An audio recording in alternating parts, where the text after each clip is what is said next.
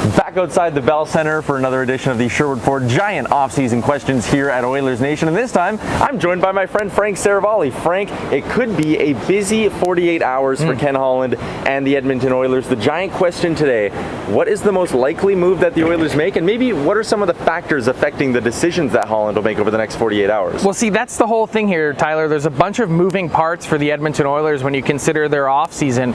The first is, what's the status of Duncan Keith? I think the Oilers ideally would have liked to have had an answer last week on the status of Keith moving forward. And there's a trickle-down effect, or domino effect, you could call it that happens after the fact. If Keith is returning, well, then you probably need to find a new home for Tyson Barrie if you can. If he's not, you're probably hanging on to Tyson Barrie because the cap space doesn't necessitate you moving him. I think ideally that would be the best case scenario for the Oilers.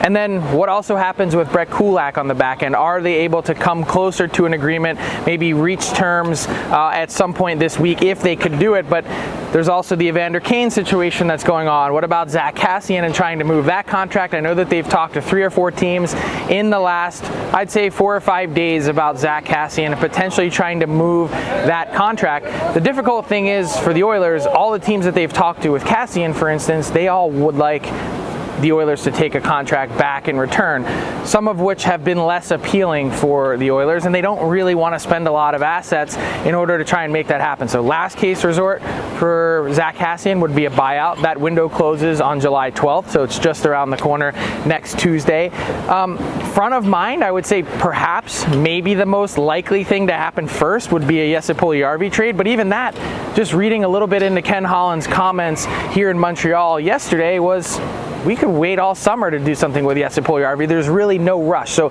my answer, a long-winded way of saying, I don't know that there's anything necessarily that's the first or second up in terms of priority, but they do definitely probably need to start with an answer from Duncan Keith. Yeah, there's a lot of big questions for the Oilers, and a lot of them involve cap space, which is something Ken Holland has been talking a lot about so far this summer, as the teams need to free up some money. Once they do that, then maybe they can get the ball rolling on a few other moves. That's going to be a wrap for today's edition of the Sherwood Ford Giant Offseason Questions, thanks to a special guest appearance from Frank Seravalli.